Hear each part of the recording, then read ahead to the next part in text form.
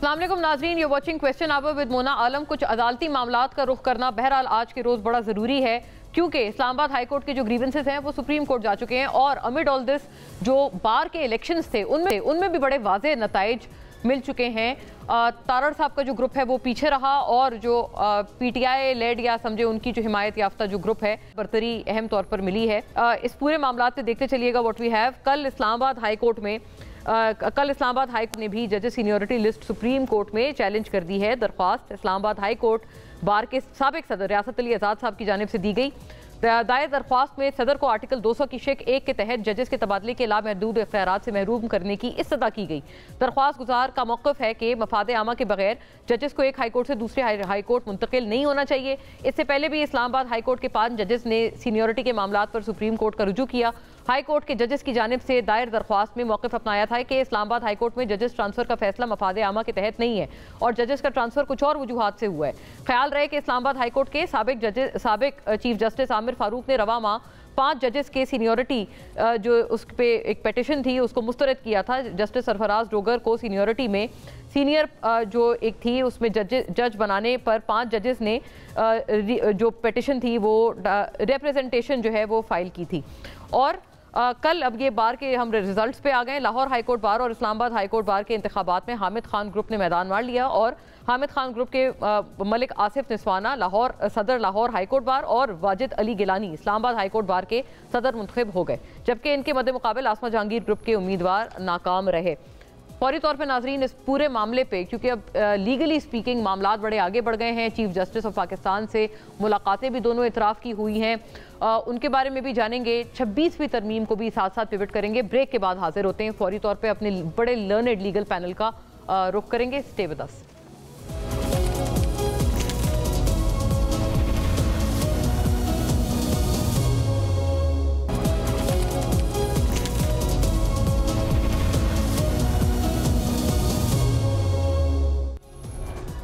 जी welcome back नाजरीन। फौरी तौर पे इन बहुत ज़रूरी मामलात पे और बार इलेक्शंस के नताइज पर अपने मौजूद मेहमानों का रुख करती हूँ। बहुत लर्नड लीगल पैनल हमारे साथ इस वक्त मौजूद है और जानेंगे कि एक इम्प्रेशन है कि जी जो कहते हैं जो अभी बार के नताइज आए हैं तो जो विनिंग जाहिर है जो टीम है उन तब टीम्स हैं बल्कि उन दोनों का ये व्यू है कि दिस इज़ बिकॉज ऑफ के जो लीगल मैटर्स पर PTI का या अपोजिशन पार्टीज़ का जो मौक़िफ़ है 26वीं तरमीम के ख़िलाफ़ हो या दीगर मामलात पे हो, सीनियरिटी लिस्ट के ऊपर जो तहफ़्फ़ुज़ात हों, वो तमाम तर दरअसल बातें हैं जिसकी वजह से उनको ये फ़ौक़ियत या ये जो बरतरी है उनको नताइज में हासिल हुई है। वाकई ये बात है, इसका भी एक एनालिसिस करते हैं पूरे इसी गो में। हमारे साथ यहाँ स्टूडियोज़ में तशरीफ़ फरमाए जनाब हाफिज़ एहसान अहमद साहब। आप लर्नड लॉयर हैं और तमाम तर मामलात पे बड़े कॉन्स्टिट्यूशनल एक्सपर्ट भी हैं, आपको बहुत खुशामदीद। रऊफ़ फ़ता साहब नाजरीन हमारे साथ मौजूद हैं, सदर हैं आप सुप्रीम कोर्ट बार एसोसिएशन के। Very warm welcome sir. Senator Kamran Murtaza साहब once again a very learned lawyer, JUI के स्टॉलवर्ट हैं, वेरी वार्म वेलकम सर आपको भी। और अहमद अवैस साहब नाजरीन पाकिस्तान तहरीक इंसाफ से अपनी जमात के stalwart and once again a very learned lawyer himself. आप तमाम को बहुत बहुत खुशामदीद। आपसे बात का आगाज़ करती हूँ, ओवर टू यू हाफिज़ साहब, आपका क्या व्यू है? ये जो विक्ट्री है इसी वजह से है कि कहते हैं जो PTI या PTI लेड अपोजिशन है उनका यही व्यू था 26वीं तरमीम भी गलत, सीनियरिटी जजेस वाला मामला गलत, हरासगी के खतूत पहले जा चुके हैं मोअज़्ज़ज़ जजेस की तरफ से सुप्रीम कोर्ट। कहते हैं यही सारी वजूहात है जिसकी वजह से उनको फ़ौक़ियत मिली। बिस्मिल्लाहिर्रहमानिर्रहीम। मुना आपका बहुत शुक्रिया। जो हमारी बार की पॉलिटिक्स है उसके अंदर डेफिनेटली अलाइनमेंट्स तो हैं, पॉलिटिकल पार्टीज़ भी आती हैं, लीगल इश्यूज़ भी आते हैं, उसके अंदर कॉन्स्टिट्यूशनल जो केसेस चल रहे होते हैं वो भी आते हैं, लेकिन बुनियादी तौर पे जो पॉलिटिक्स चलती है लॉयर्स की वो 2 हिस्सों के अंदर चलती है। और अगर आप वाली बात पे चला जाए तो आपने देखा होगा कि अक्टूबर 2024 के अंदर जो था वो 26 कॉन्स्टिट्यूशनल अमेंडमेंट आई और उस वक्त वो एक क्लाइमेक्स था कि जिसके अंदर ये कहा गया कि जी 26वीं आईनी तरमीम की एक जो है रिजेंटमेंट जो है या एक रिएक्शन जो है वो पाकिस्तान की सुप्रीम कोर्ट बार के अंदर वो आएगा। लेकिन आपने देखा कि 26वीं आईनी तरमीम जो थी वो 25-26 को चीफ जस्टिस भी चेंज हुए, 22 अक्टूबर को जो है गैजेट नोटिफाई भी हुआ, 28-29 को इलेक्शन हुआ और मियाँ साहब यहाँ पे बैठे हुए हैं, ये एक अच्छे मार्जिन से जीते। उसके बाद अगला इलेक्शन जो है वो बलूचिस्तान हाई कोर्ट के अंदर आया और वहाँ पे लांगू साहब जो है वो भी मियाँ साहब की एक बड़ी एफर्ट्स थी या इसी ग्रुप के थे, वो उसके अंदर जीते। फिर उसके बाद कराची का एक इलेक्शन जो आया, उसके बाद जो था दिसंबर के अंदर, तो उसके अंदर जो था कराची के अंदर भी एक ऑपोजिट साइड जो है वो उसके अंदर आई। तो मैं ये समझता हूँ कि ये प्लस माइनस जो है वो चलता रहता है बार पॉलिटिक्स के अंदर, कभी एक ग्रुप आगे निकल जाता है, कभी दूसरा निकल जाता है। हाँ, फैक्टर्स होते हैं और कभी वो फैक्टर्स जो हैं डोमिनेट कर देते हैं। और दूसरा ये कि जनरली लॉयर्स का एक ट्रेंड जो है वो एंटी गवर्नमेंट या इस तरह के एक मामलात के अंदर वो एक होता है, और ये ट्रेडिशनल है, वो एक ट्रेडिशनल है कि अगर आपकी अलाइनमेंट अगर ज्यादा गवर्नमेंट वाली साइड पे निकलती है तो लॉयर्स जो है वो उस तरफ जाते हैं। बट बाय एंड लार्ज जो है ये रिजल्ट्स जो कहते हैं इसमें ये एक कस्टम की बात नहीं है, ये कोई बिल्कुल आम रिवायती किस्म की ऐसी खलीज नहीं है। वो कहते हैं ये तो बहुत अनप्रेसिडेंटेड किस्म के हालात हैं, क्योंकि इस वक्त वो जो दूसरे तरफ का व्यू है वो ये है कि तमाम चीजें are an attack on independence of judiciary. मुना, एक तो ये है कि इंडिपेंडेंस ऑफ जुडिशरी जो है, अगर उसका टारगेट 26वीं आईनी तरमीम है, और कामरान साहब यहाँ पे बैठे हुए हैं, अगर सिर्फ पीटीआई का नैरेटिव 26वीं आईनी तरमीम है और इंडिपेंडेंस ऑफ जुडिशरी है जिसके अंदर चीफ जस्टिस का प्रोसेस है, तो पीटीआई तो उस प्रोसेस का हिस्सा थी शुरू से लेके आखिर दिन तक। जितनी भी चीजें थी उस कंसल्टेशन का भी हिस्सा थी और लास्ट ड्राफ्ट तक भी अंदर आया।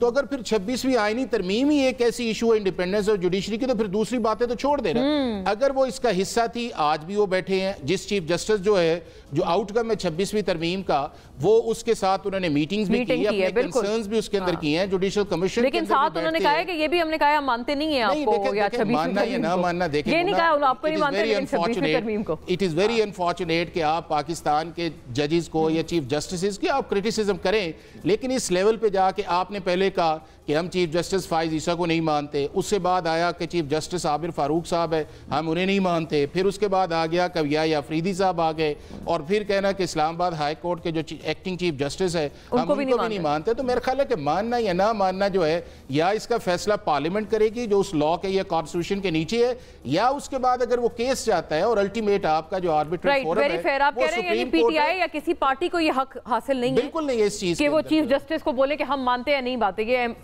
पूछेंगे जाहिर है अहमद अवैस साहब से। बट कामरान साहब, ओवर टू यू सर। ये वाला मामला एक फवाद साहब ने भी, चौधरी फवाद हुसैन, उन्होंने भी उठाया और उन्होंने कहा कि अपोजिशन इत्तेहाद, पहले तो आप फरमाएं कि ये बन गया है, क्योंकि आपने हमारे पिछले प्रोग्राम में फरमाया था कि बाज़ाब्ता कोई शक्ल नहीं है। अब क्या आप करीब चले गए हैं कोई अपोजिशन इत्तेहाद बनाने में विद द पीटीआई? फवाद साहब भी ये बात अभी कर रहे हैं ट्वीट में, नाजरीन भी देख सकते हैं। उन्होंने कहा कि ये बड़ा गलत फैसला है कि गुज़िश्ता रोज़ जो मोअज़्ज़ज़ चीफ जस्टिस से पीटीआई के वफ्द ने मुलाकात की और बगैर दीगर जो अपोजिशन के साथी हैं, जाहिर है जिसमें सरे फहरिस्त आप लोग हैं, JUI है, आप लोगों को कॉन्फिडेंस में लिए बगैर, तो ये बहुत बड़ा कहते हैं ब्लंडर कर दिया है पीटीआई के लोगों ने चीफ जस्टिस साहब से मिलके, विदाउट योर कंसल्टेशन और without having you on board. Your view? मेरा जो अपना उस ग्रैंड अलायंस की बात थी, जो मैंने फरमाया था आज भी मैं वही फरमा रहा हूँ। हाँ? आज भी वही सूरत हाल है। तो उसमें अभी तक हम वहीं पे हैं। बात जो हमारी रिजर्वेशंस थी वो हमने कन्वे कर दी थी, मेरा ख्याल 12 तारीख थी, मैं अगर गलत नहीं हूँ तो 12 तारीख को अपोजिशन लीडर के चैम्बर में, और अभी तक मुझे रिस्पॉन्ड नहीं किया किसी ने भी उस हवाले से। हाँ, 12 के बाद 13 तारीख को मुझे दोबारा जो है ना, जो पॉइंट्स मैंने दिए थे मुझसे रीअफर्म और रिकन्फर्म करवाए गए थे, और फिर दिन जो है ना 13 के बाद आप कह लें कि अभी तक जो है ना वो बात वहीं पे है। तो उसमें अभी तक ना हम आगे बढ़े हैं ना हम पीछे हटे हैं। दूसरी बात आप कह रही हैं कि ये जो इलेक्शंस हैं, इलेक्शंस जो है ये इंटर क्लास टूर्नामेंट हैं, भाइयों के दरमियान, भाई और बहनों के दरमियान जो है ना ये मुकाबला है, और कभी कोई जीत जाता है कभी कोई जीत जाता है। उसमें उसके मुख्तलिफ जो है ना फैक्टर हुआ करते हैं। एक फैक्टर ये होता है कि अगर मेरा और आपका मुकाबला है तो अगर कैंडिडेट उस तरफ से अच्छा है तो फिर वो जीत जाएगा, वो उसका अपना भी एक वोट बैंक होता है, कम से कम 1/3 जो है वो, या 1/3 ना हो तो 1/4 ये कह लें कि उसकी पर्सनालिटी का, उसके अपने कॉन्टेक्ट्स का, उसका जो बिहेवियर बाहर में गुजरा हुआ जो उसका माजी होता है वो कम से कम जो है ना वो इतना जो है ना वो काउंट करता है, उसका ताल्लुक वो फैक्टर होता है।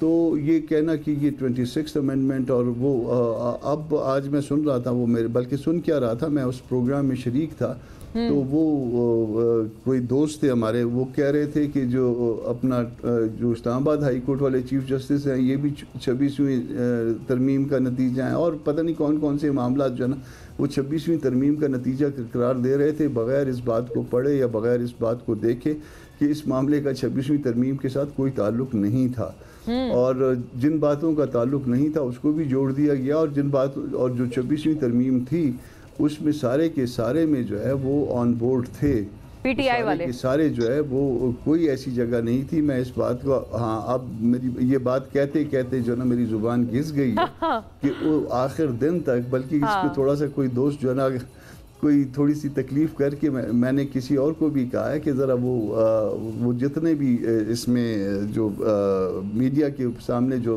वो थे हमारे जो कुछ बात हम करते रहे या इवन आखिर दिन तक जो बात होती रही या नेशनल असम्बली में हुई या इवन सेनेट में भी हुई, उस सारे क्लिप्स जो है ना वो अगर इकट्ठे कर लें तो वो फिर उन क्लिप्स को कोई जोड़ के आगे पीछे करके फिर उसके बाद जो है ना वो कह दे कि ये क्या है। फिर अगर चलें 26th अमेंडमेंट बुरी है मगर उसकी फसल जो है वो तो बहुत अच्छी है, उस सारी फसल को जो है ना वो तो हमारे दोस्त जो है वो काटते हैं। तो अगर 26th अमेंडमेंट अगर बुरी है तो फिर उसके जो फसल में आप शरीक क्यों हुए हैं, उस जुडिशल कमीशन का हिस्सा क्यों है? उसमें बहुत सी जगह ऐसी हैं, बहुत सारे फैसले ऐसे हैं जहाँ पे यूनानिमस फैसले हैं, पीटीआई के 2 लोग हैं बड़े प्रोमिनेंट। बात यह है कि जहाँ पे आपने हाँ और जहाँ पे बाइकाट आप करते हैं, बाइकाट तो स्केप है, बाइकाट तो बड़ा आसान काम है। देखिए आप बैठ के और उसमें बैठ के उसको अपोज करिए, अपनी बात को लिखवाइए, मिनटेड हो, ताकि कल कौम को बताएं कि हाँ ये है। और फिर 26th अमेंडमेंट अगर बुरी है तो उस 26th अमेंडमेंट में किसी ने कोई अमेंडमेंट प्रपोज की दोनों हाउसेज में, वो वकीलों ने तो नहीं करनी थी ना, वो तो पार्लियामान ने करनी थी और पार्लियामान में बैठे हुए वकीलों ने करनी थी। तो उसमें किसी ने कोई अमेंडमेंट मूव की सेनेट में। क्या आप सर इस हद तक कह रहे हैं कि इस पूरे कोई भी अमेंडमेंट पीटीआई की तरफ से प्रपोज ही नहीं की गई थी 26वीं तरमीम में? क्योंकि पीटीआई वाले तो कहते हैं हमने इसको थोड़ा बेहतर कर दिया, और मैं वो कहते हैं हमारी वजह से ये बेहतर हो गई, वरना तो पूरे आईनी बेंच नहीं, आईनी अदालतें बनने वाली थी। ना ना ना ना ना ना ना ना ना वो मौलाना को क्रेडिट दें, वो मौलाना को क्रेडिट दें सारा, उसमें जो है ना वो हमने उनको एतमाद में लिया, हमने ये इसको सारा ठीक किया। 5 हफ्ते तक जो है ना हम इसमें मुज़ाकरात में हमने इनको इंगेज रखा है, और उसमें भी कोई वकील दोस्त जो है वो नहीं आया कि हम आपके साथ आके जो है ना कंधे से कंधा मिला के हम इस जदोजहद में आपके साथ शरीक। ये तो आपने हाफिज एहसान साहब के शुरुआती कमेंट्स को उनको आपने तस्दीक की है। जी सर, गो अहेड। एक और बात सुन लीजिए, जिस वक्त तारड़ साहब सेनेट में, क्योंकि ये अमेंडमेंट जो ना इनिशिएट हुई थी वहाँ से मूव हुई थी, जब पेश कर रहे थे दरमियान में एक नमाज का वक्फा हुआ था, अजान हुई थी, तो बजाय नमाज पढ़ने के मुझे जाने के मुझे कहा था कि आप नमाज पे ना जाएं, पहले इधर आएँ अपोजिशन लीडर के चैम्बर में, और कहा कि ये बात जो है ना ये आपने इस तरह से की थी, इसके बावजूद जो है ना ये तारड़ साहब ने गड़बड़ की हुई है। मैंने कहा बिल्कुल की हुई है। जाके फिर तारड़ साहब से उन्होंने खड़े खड़े उसको ठीक करवाया था। मैंने कहा मेरी और आपकी कमिटमेंट ये थी, तो इस हद तक हम गए थे। अब उसका जो है ना वो मीठा मीठा सच, देखिए हम जो है ना जो कुछ कहें वो सच कहें लोगों के सामने, हम इस बात के हम जिम्मेदार होते हैं। आप ये कहिए कि ये इधर तक ठीक हुआ था, उसके बाद इवन जो उन्होंने वोट नहीं किया वो भी मौलाना ने उनको कहा था, मौलाना ने अपने घर में कहा था, मैं विटनेस हूँ इस बात का। उन्होंने कहा कि हम इस पे वोट करेंगे, आपको इस पे एतराज़ नहीं करना, आपने वोट नहीं करना।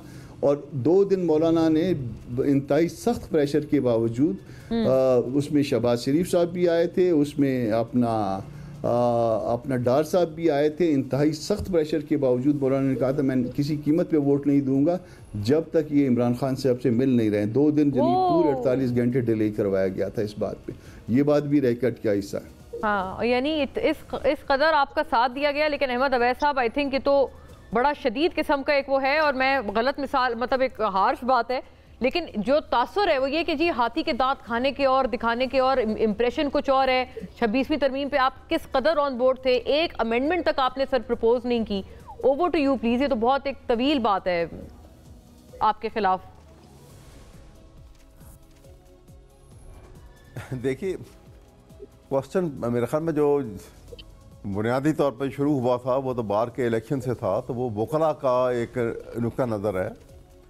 लीगल फर्टर्निटी जो है वो आइनी तरमीम जो 26 आइनी तरमीम हुई है, और जो इनका बिहेवियर जज साहिबान के साथ जो लेटर्स आए हैं और जो एजेंसियों का एटीट्यूड रहा है, उनके घर तक पहुँचे हैं और उनको अभी तक क्लियर नहीं किया गया है उस मैटर को, ये सारी बातें हैं जिसकी वजह से लॉयर्स के अंदर, लीडर फर्टर्निटी के अंदर बहुत ज़्यादा हिजान आमेज़ी है और बहुत ज़्यादा वहाँ पे वो अपसेट हैं। और ये समझा जा रहा है कि अगर इसको बहुत ज़ोरदार तरीके के साथ और एम्फेटिकली इन बातों को ख़त्म ना किया जाए तो इससे जुडिशरी की इंडिपेंडेंस के ऊपर जो हमला हुआ है ये इसको और कमज़ोर कर देगा।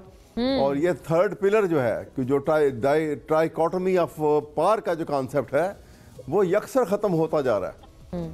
और इसकी वजह से जब ये ख़त्म होगा, जब जुडिशरी कमज़ोर होगी, तो ऑटोमेटिकली एग्जेक्टिव जो है वो ताकतवर हो जाएगी। और अब जजेस की जो एलिवेशन का और उनके बनाने का तरीक़ेकार है, आप कभी उसको गौर करें तो वो अब तो उसको सामने रखेंगे तो ऐसा महसूस होता है कि जुडिशरी जो है वो हम अब directly under the thumb of the government कर दी गई है।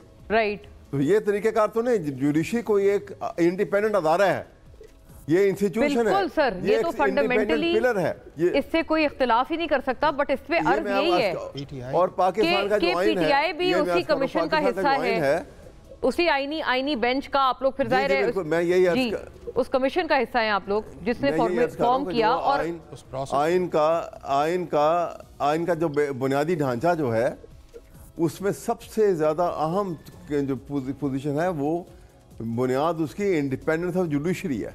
करेक्ट, इसमें कोई शक नहीं। वी आर विद यू करेंगे और बाय डिजाइन किया गया है। आपने देखा कि जब ये अभी डिबेट चल रही थी इसके अंदर सुप्रीम कोर्ट में और अभी इलेक्शन की डेट अनाउंस नहीं हुई थी और काजी साहब उस वक्त अभी चीफ जस्टिस अभी हुए नहीं थे और फिर हो गए, और दोनों सूरतों में बाकायदा पार्लियामेंट के अंदर आर्टिकल 68 की वायलेशन करते हुए जज साहबान के मुतालिक तौहीन अमेज अल्फाज इस्तेमाल किए जा रहे थे। सीरियर वायलेशन थी। और ये यानी उमर अता बंदियाल साहब के हवाले से आप फरमा रहे हैं उस बात का कि उस वक्त उस जमाने में भी और उसके बाद में भी अच्छा। बट सर यही वाला सवाल तो यही है ना आपसे कि ये हुआ कि वो in your own appreciation sir, अगर ये वायलेशन है इंडिपेंडेंस ऑफ जुडिशरी की और ये डिजाइन के तहत किया गया है, आप उस डिजाइन का हिस्सा क्यों हैं? आप उस डिजाइन की फॉर्मेशन में आप ऑन बोर्ड क्यों थे? यही तो सवाल है। कामरान साहब इसको तस्दीक कर रहे हैं। ऐसा नहीं है, हम डिजाइन का हिस्सा नहीं है, बिल्कुल भी प्रोटेस्ट में रहे। ये इनको जो प्रोटेस्ट का तरीक़ेकार क्या था ये इनको अंदर मालूम होगा कैसा हुआ, लेकिन ये तो अपनी जगह है कि प्रोटेस्ट तो इसके ऊपर जो है 26वीं तरमीम और ना, ये तरमीम का तरीक़ेकार भी गलत था। आप देखें पाकिस्तान किसने बनाया? पाकिस्तान 4 सूबों ने बनाया, पाकिस्तान का आइन 4 सूबों ने मिलकर बनाया और पाकिस्तान का आइन की इतनी बड़ी तरमीम अब कर रहे हैं। एक सूबे की अभी एक सूबे के अंदर हाफिज साहब कह रहे हैं कि पीटीआई को नहीं पता था अभी तक मुकम्मल जो है सेनेट का इलेक्शन नहीं हुआ। वो कहते हैं कि पीटीआई को क्या नहीं पता था कि सेनेट में आपकी रिप्रेजेंटेशन नहीं है। अहमद साहब मुझे सिर्फ एक मिनट दीजिएगा। चीज़ ये 2 इश्यूज है। एक वो है कि एज ए पॉलिटिकल प्रोसेस के अंदर उस कॉन्स्टिट्यूशनल अमेंडमेंट का हिस्सा होना, और दूसरा ये ख्वाहिश रखना उस प्रोसेस से बाहर रह के। अगर आप उस प्रोसेस के अंदर हिस्सा हो के जिन कंसर्न्स की तरफ आपने इशारा किया है, इंडिपेंडेंस ऑफ जुडिशरी का या ट्राइकोटमी ऑफ पावर का या सेनेट के अंदर जो था वो केपीके की सीट्स नहीं थी, तो वो सारी की सारी जब कामरान साहब थे और आप मेरा कामरान साहब उन लॉयर्स का भी नाम ले गए जो उन मीटिंग्स का हिस्सा थे, तो उन्हें इस चीज का अंदाजा होना चाहिए था। तो मेरा ख्याल ये है कि मौलाना साहब ने जो वर्किंग की है या कामरान साहब ने मिलकर की है, उसको डिस्क्रेडिट ना किया जाए तो मुनासिब है। जी अहमद साहब, if you can please briefly respond to it, मैं मियां साहब की तरफ बढ़ूं। पिवटल सवाल यही है। मेरा पिवटल सवाल देखिए, मैं ये अर्ज कर रहा हूँ कि कामरान साहब ने जो बात की है वो जो नैरेटिव उस वक्त सिचुएशन के मुतालिक जो उन्होंने बताया, मैं मौलाना साहब ने बहुत बड़ा रोल प्ले किया, आई अप्रिशिएट और आउटराइटली उसको अप्रिशिएट करता हूँ कि उनका जो बहुत बड़ा रोल था। वरना ये तो 1 महीना पहले जब तरमीम जो है जिस तरह आई थी, रात के 11 बजे एक बंद लिफाफा आया था और बंद लिफाफा उसी वक्त ही वो जो है वो तरमीम हो जानी थी बगैर डिबेट के। वो तो ये उसमें मौलाना साहब का बहुत बड़ा रोल है, इसमें तो कोई शक नहीं है। लेकिन सवाल ये है कि हमने आइन एक ऐसा डॉक्यूमेंट है जो किसी एक हुकूमत के लिए नहीं बनता। वेरी फेयर सर, ये सारी बातें अपनी जगह बिल्कुल आप सही फरमा रहे हैं, बट द पॉइंट इज कि पीटीआई का रोल आपने, चलें वेरी फेयर, आपने मौलाना साहब को क्रेडिट दिया, बट वो कहते हैं आइन पीटीआई का अपना जो रोल है। मियां साहब प्लीज, मैं आपसे काफी देर से मुंतज़िर हैं आपके व्यू के। आपका रोल देखिए, हम पहली मीटिंग के अंदर जिस वक्त ये मौलाना साहब के साथ इनकी मीटिंग हुई इस इशू के ऊपर, उस वक्त हामिद खान भी गालिबन उस ग्रुप में उसमें मीटिंग में टीम के अंदर शामिल थे और गए थे वहां से। हाँ। लेकिन मेरा ख्याल है कि उन्होंने भी इसको बड़ी सरसरी अंदाज में जो सीनियर आदमी थे, हाँ। जो उनको इसकी डिटेल से वहां पे गुफ्तगू करके और उसके प्रोज एंड कॉन्स बताने चाहिए थे, मुझे महसूस होता है कि वो शायद उन्होंने भी पहलू तही की और शायद नहीं बताया, जिसकी वजह से जो अभी जिसका जिक्र ये कर रहे हैं। लेकिन ये अपनी बड़ी अहम बात है, आप कह रहे हैं कि सेनेटर हामिद खान साहब ने सही से एनलाइटन ही नहीं किया, और भी थे, कामरान साहब भी कुछ कह रहे हैं, और भी थे, लेकिन मैं क्योंकि मैं कामरान साहब तो उल्टा कह रहे हैं कि हामिद खान साहब ने तो अप्रिशिएट किया था। सर ये तो बहुत बड़ा इंकशाफ हो गया है इस प्रोग्राम में। खान साहब ने अप्रिशिएट किया तो अच्छा, मियां साहब इज आल्सो इन स्माइल। कम से कम ऐसे ना करें ना कि वो देखिए ना देखिए कामरान साहब, मैं ये कह रहा हूँ अप्रिशिएट की, देखिए ना उसकी वो कंफ्यूजन का नतीजा है ना कि आज 12 जुलाई की जजमेंट अभी तक जो है वो उसको इम्प्लीमेंट नहीं करा सके। वैसा 5 हफ्ते उस सारे प्रोसेस के अंदर थे और माशाल्लाह सारे सीजन सुप्रीम कोर्ट के लॉयर्स हैं। आपकी पार्टी का चेयरमैन सुप्रीम कोर्ट का लॉयर है, इतनी तो स्पेस दे ना, जिन्होंने इतनी एफर्ट्स करके वो जो नाक था उसे कंट्रोल डाउन किया। किया ये नहीं बात है, सब ने उसके ऊपर एतराज किया हुआ था और सब ने प्रोटेस्ट उनका अपनी जगह पे था। लेकिन मैं अर्ज कर रहा हूं आपसे कि अगर आप देखिए, अगर ये सारी बातें इतनी स्मूथली चल रही थी और ठीक डायरेक्शन में जा रही थी, तो 12 जुलाई की जजमेंट अभी तक क्यों इंप्लीमेंट नहीं हुई? राइट, ब्रेक पे चलते हैं इसी वक्त पर नाज़रीन, और इस गुफ्तगू को आगे बढ़ाएंगे, कहीं जाइएगा नहीं।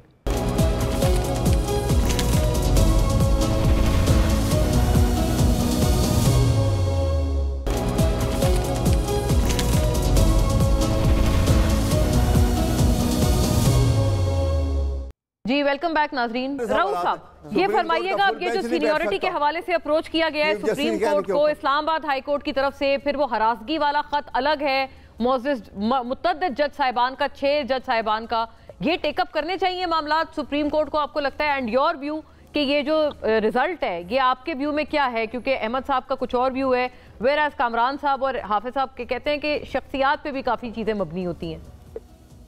बिस्मिल्लाहिर्रहमानिर्रहीम, बहुत मेहरबानी आपने अपने प्रोग्राम में मदऊ किया। जी प्लेजर ऑलवेज आवर्स प्लीज। जी देखें, जब डोगर साहब को ये लाहौर से, जिनका ताल्लुक सदर पंजाब से है, और उनकी ट्रांसफर हुई, तो ट्रांसफर का बाकायदा एक मैकेनिज्म जो है वो आइन के आर्टिकल 200 में दिया गया है और उसके मुताबिक जो उनकी इस हाई कोर्ट से इस्लामाबाद हाई कोर्ट में उनकी जो ट्रांसफर हुई है, तो ये उसकी मैकेनिज्म के तहत ही हुई है और उस दस्तूर के मुताबिक जो तरीका दिया गया उसके मुताबिक की गई है और उनकी रजामंदी हासिल की गई है और ये सदर पाकिस्तान को इसका अख्तियार हासिल है और उन्होंने इस चीफ जस्टिस ऑफ पाकिस्तान से कंसल्टेशन की है और जो रेलिवेंट कोर्ट्स हैं उनके चीफ जस्टिस के बाकायदा उनकी मुशावरत के बाद ये तैनाती अमल में लाई गई है। जब वो वहाँ पर गए तो उनकी सीनियरिटी जो यहाँ पर थी वो सीनियरिटी वहाँ पर कैरी करेंगे, क्योंकि जो उन्होंने जिस वक्त उनका फर्स्ट टाइम पे एलिवेशन हुई थी, उन्होंने ओथ लिया था, तो उनकी सीनियरिटी का तयन उसी वक्त हो गया था। वो सीनियरिटी उनके साथ इंटैक्ट रहेगी और चेंज नहीं होगी।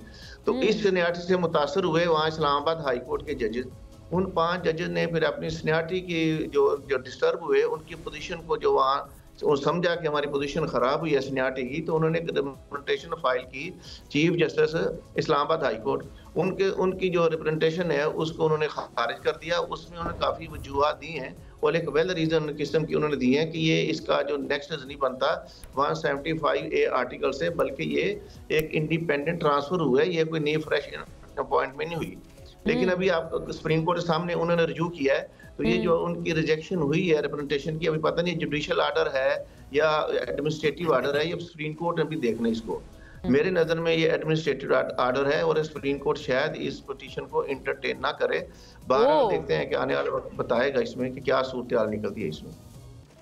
बल्कि मुझे याद पड़ता है कामरान साहब over to you on this, आपने शायद हमारे गुज़िश्ता प्रोग्राम में ये बात भी फरमाई थी कि नया हल्फ लेना चाहिए था इस ट्रांसफर के बाद, वेराज अभी मियां साहब फरमा रहे हैं कि इसकी जरूरत नहीं थी, वही हल्फ कंटिन्यू करता है डिस्पाइट द ट्रांसफर।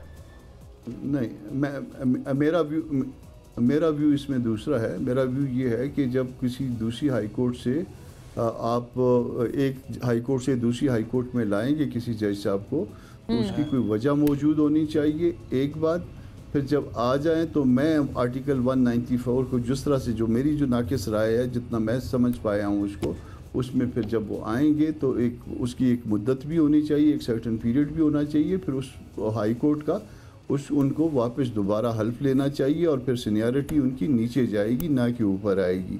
और इस वाले मामले को भी जो है ना वो दोस्त जो है वो 26th अमेंडमेंट में ला रहे हैं। इसका 26th अमेंडमेंट से ताल्लुक़ नहीं है, मगर इस मामले को एक और तनाजुर में आप देखिए, जजेस का ख़त, उसके बाद वो 56 क्लासेस जो ओरिजिनल 26th अमेंडमेंट थी, जिसमें उन्होंने अटैम्प्ट की थी कि इस अटैम्प्ट में के ज़रिए जो है ना वो इन जजों को कहीं से इधर से इस्लामाबाद हाई कोर्ट से फारिग किया जाए, किसी दूसरी हाई कोर्टों में भेजा जाए, जिसको JUI ने अपोज किया, उसको रजिस्ट किया, नतीजे में वो कैरी नहीं हुई।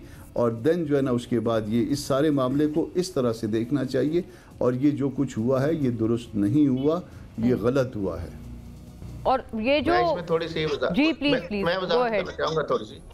देखिए, बलोचिस्तान और सिंध जिस वक्त 1976 में एक कॉमन हाई कोर्ट थी वहाँ पे, फिर कॉमन हाई कोर्ट के बाद बलोचिस्तान हाई कोर्ट अलहदा बन गई और सिंध हाई कोर्ट जो पहले से मौजूद थी वो वहाँ रही। वहाँ से भी जजेस ट्रांसफर होके आए बाकायदा। आप जरा वहाँ देखें, जब वो जजेस ट्रांसफर होके आए हमारी हाई कोर्ट में, बलोचिस्तान हाई कोर्ट जब बन गई उसके बाद आए, तो उनको कोई ओथ वहाँ नहीं दिया गया था।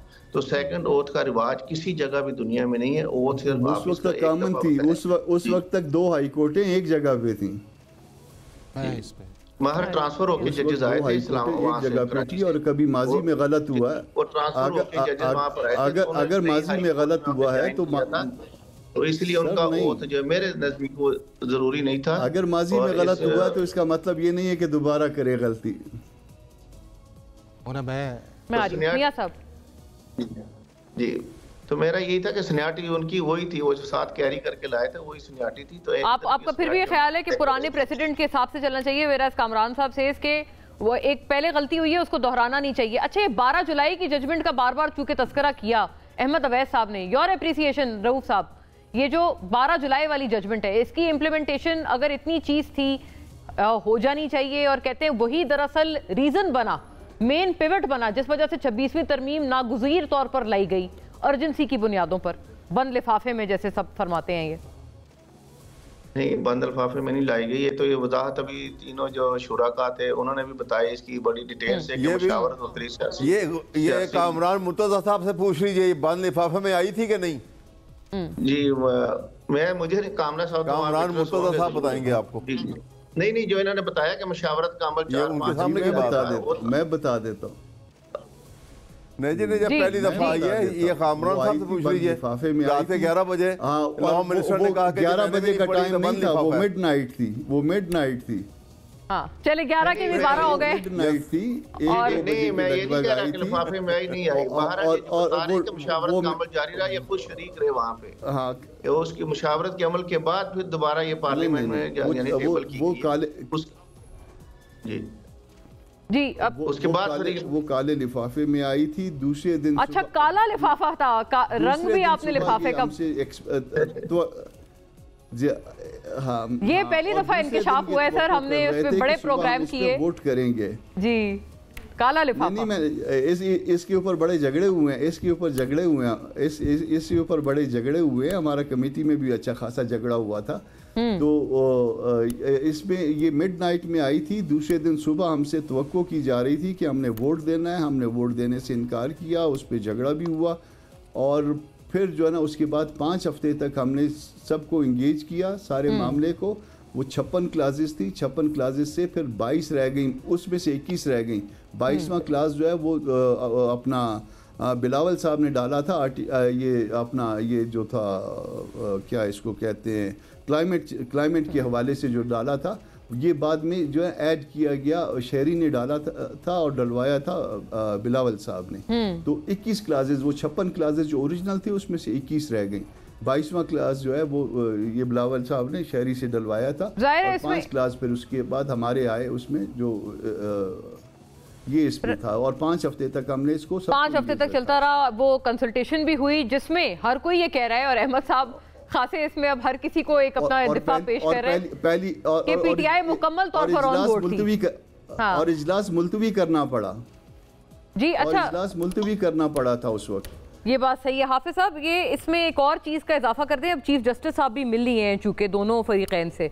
पीटीआई को ये कहा गया है, बैरिस्टर गौहर ने ये तस्दीक की है कि वो कहते हैं कि आप अदालत से मुताल्लिक, मतलब आप अदलिया से खुश नहीं हैं, लेकिन आप सिस्टम में रहें, बॉयकॉट ना करें। उनको चीफ जस्टिस साहब ने आमादा करने की कोशिश की है। अच्छा, एक तो बोला वो मिड नाइट भी नहीं थी, वो लेट नाइट थी जब वो चीज़ आई थी। और उसके बाद जो एक ट्रस्ट डेफिसिट था, मेरा ख्याल है कि उसको नहीं, लेट नाइट का क्या मतलब है? लेट नाइट, मिड नाइट की भी बात, मिड नाइट से भी आगे था। हाँ, तो सुबह हो गई ना फिर तो चले वो उसके अंदर था। लेकिन AM शुरू हो गया। लेकिन मुन्ना, जो उसके अंदर एक ट्रस्ट डेफिसिट था, पीटीआई समझती थी कि जी हमें इस सारे प्रोसेस का टाइम था, यकीनन कबूलियत का वक्त था वो कि क्या हमें उस प्रोसेस के अंदर एंड तक लेके जाया गया। तो मेरा ख्याल है कि मौलाना साहब ने पहले दिन से लेके आखिर दिन तक जो है उन्हें उस ट्रस्ट के साथ लेके रखा। हाँ। किसी जगह ऐसा एहसास नहीं आया कि मौलाना साहब ने कोई सिंगल या सोलो फ्लाइट की इस प्रोसेस के अंदर, और वो चलते रहे और उन्हें इस चीज़ का पता नहीं था। उसके अंदर जिस तरह इन्होंने कहा है कि बहुत सारे आर्टिकल्स आए, उन्हें चेंज किया गया, उस प्रोसेस के अंदर आए, एडजर्नमेंट आई, 5 हफ्ते उसके ऊपर। तो कहते हैं सारा कुछ मौलाना साहब ने किया, वरना तो वो एक मीटिंग का जिक्र हुआ, चुटकी में वो पास होने वाली चीज थी। मीटिंग का जिक्र हुआ, फिर उस मीटिंग के बाद एक प्रेस टॉक आई, उस प्रेस टॉक के बाद वो अंदर गए। और हालांकि मैं समझता ये हूं कि अगर इनको ये वोट नहीं करना चाहिए था, हाँ। तो जो मौलाना साहब की अमेंडमेंट्स थी उसके अंदर पीटीआई को मस्ट वोट करना चाहिए था, चाहे वो सूद का मैटर था या इस्लामी नजरियाती काउंसिल्स के वो प्रोविजंस थी या उसके बाद सोसाइटीज रजिस्ट्रेशन एक्ट था। ये सारे के सारे उस प्रोसेस का हिस्सा थे। चलो, एक ही आ गया। दूसरा उस चीज़ के अंदर ये है कि 4 चीज़ें जो है मुन्ना बड़ी इंपॉर्टेंट है। आपने अभी जजेस पे आया, फिर मैं चीफ जस्टिस पे मीटिंग पे आऊँगा कि 26वीं आईनी तरमीम से पहले 73 के कॉन्स्टिट्यूशन के अंदर ना आपका आर्टिकल 194 चेंज आया, उसके अंदर एक सिंगल कॉमा नहीं चेंज आया, ना आर्टिकल 200 चेंज आया, एक कॉमा नहीं चेंज आया, और ना ही आर्टिकल 205 चेंज आया। और दुनिया भर के अंदर ये तीनों प्रोविजंस जो हैं दुनिया के मुख्तलिफ, यानी आप कहते हैं जजेस सीनियरिटी वाला मामला इनको नहीं करना चाहिए। ये सेटल्ड है कि नंबर 1 ये है कि जजेस की जो इनिशियल अपॉइंटमेंट है वही उनकी सीनियरिटी डिटरमिन करती है। अहमद साहब, दुनिया के किसी मुल्क के अंदर टाइम नहीं है मेरे पास। अहमद साहब, I have to go across to everyone. जी अहमद साहब, जजमेंट्स उस पे आई हैं, तो ये एक सेटल्ड प्रोपोजिशन है, उसके ऊपर एक लीगल इंटरप्रिटेशन है। वो मेरा ख्याल है कि पार्लियामेंट अहमद साहब ही रिजॉल्व होगा। Right, I got it. Ahmad साहब, देखिए, मैं आपको बताऊं कि ये प्रोविजन ठीक हाफिज साहब बता रहे हैं कि जो वो उसके अंदर ये प्रोविजन तो मौजूद है कि जज को ट्रांसफ़र किया जा सकता है अगर उसकी उसमें कंसेंट जो है ले ली जाए और वो उसको इनकार ना हो, तो इट कैन बी डन। लेकिन किसी प्रोविजन को आप बदनीयती से इस्तेमाल करें तो वो प्रोविजन जो है वो उसका इम्पैक्ट नेगेटिव होगा। यहाँ पर भी ये जो ट्रांसफ़र करके वहाँ ले जाना इस मौके के ऊपर, ये कोई it is not in the good taste, इसलिए कि वहाँ के जज साहबान ने 6 जजेस ने लेटर लिखा और वो लेटर वो था उनकी अपनी इंटेग्रिटी से मुतल्लिका था और उनको ब्लैकमेलिंग करने से मुतल्लिक था कि वहाँ पे एजेंसियों का जो रोल था कि वो पूरी डिटेल उन्होंने दी है। एक जज जो है उनके ये एक्सपेक्ट करें कि 6 जजेस जो हैं, 1 नहीं 2 नहीं, आउट ऑफ 8 जजेस 6 जजेस ये लिख के दे रहे हैं, तो जिसमें ये वो सारा डिटेल दे रहे हैं कि वो कैमरे कहाँ और कैसे कैसे। ये आप पुराने खत का तस्करा कर रहे हैं, ये नाज़रीन के लिए सिर्फ एक क्लैरिटी के लिए पुराना खत है जिसका आप तस्करा कर रहे हैं, जो हरासगी का लिखा गया था जिसपे आई थिंक बंदयाल साहब को भी जो पहुंचा था। मैं कर रहा हूँ बजाय इसके, मैं देखिए ना, बजाय इसके कि इस लेटर के ऊपर कोई एक्शन लिया जाता और कोई इंक्वायरी होल्ड की जाती और उनको जो कंसर्न ऑफिसर जो भी थे, छोटे थे बड़े थे किसी लेवल के थे, उनको जो है they should have been brought to book. बजाय इसके कि वो करते, आपने उनको और कमजोर करने के लिए और आपने उनके ऊपर एक बाहर से लाके एक और जज को बिठा दिया, इंस्टॉल कर दिया। हाँ। और उनकी उस right, over to the other two gentleman on this. ये इंपॉर्टेंट मुद्दा है, वक्त इतना ही है जी। मियां साहब, हरासगी, जजेस की हरासगी, जहां वो कहते हैं यहां से शुरू हुआ है सारा मसला, ये आपके लिए as a learned lawyer matter of concern नहीं होना चाहिए? जी, मैं थोड़ा सा बताता चलूं कि इस्लामाबाद हाई कोर्ट की जब तश्कील हुई तो एक्ट 2010 के तहत उसका सेक्शन 3 बाकायदा चीज़ की वजाहत करता है कि इस्लामाबाद एक हाई कोर्ट की हाई कोर्ट होगी, वहाँ पर 12 जजेस और उसके साथ चीफ जस्टिस होगा और उन तमाम जो जजेस हैं वो तमाम सूबों से लिए जाएंगे और उसके आगे मजीद उसकी वजाहत करता है कि अदर टेरिटरी। इस पे तो इतराज़ ही कोई नहीं है, ये बात तो दुरुस्त है, इस पे कोई इतराज़ नहीं कर रहा जी। तो ये कोई मैं वफाकी इकाई है, वफाकी इस्लामाबाद, वो हरासगी वाली बात पे कर रहे हैं कि उसका कॉग्निजेंट नहीं होना चाहिए था और एक्शन उस पर नहीं होना चाहिए था, लोगों को बाय द बुक नहीं लाना चाहिए था, जो भी इस पे रिस्पॉन्सिबल था लाना चाहिए था। उन्होंने सुप्रीम कोर्ट मैटर मेरा अभी तक स्टिल पेंडिंग है, उसका फेट का भी मुझे मालूम नहीं, होना चाहिए था। इसकी तो बार भी सपोर्ट करती है कि नहीं, इतना बड़ा इतना वाइटल इशू है जो पेंडिंग है। जी, किसी भी कारण से मुदाखलत नहीं होनी चाहिए। इंडिपेंडेंट जुडिशरी के हम भी उसके कंपेनर हैं, हम बिल्कुल रूल ऑफ लॉ के कंपेनर हैं, हम बिल्कुल इस चीज की इजाजत नहीं देते किसी भी तरफ से अदलिया में मुदाखलत हो। कामरान साहब, सर उस खत का क्या होना चाहिए? अहमद साहब कह रहे हैं यही मैटर ऑफ कंसर्न है कि वो पेंडिंग है, इतना इंपॉर्टेंट मामला वो खटाई में ही पड़ा रहेगा। जी, वो जजेस भी इंसाफ के मतलाशी हैं, उनको भी इंसाफ चाहिए। इस मुल्क में जहाँ जजों को इंसाफ चाहिए तो लिटिगेंट को फिर कितना इंसाफ मिलता होगा।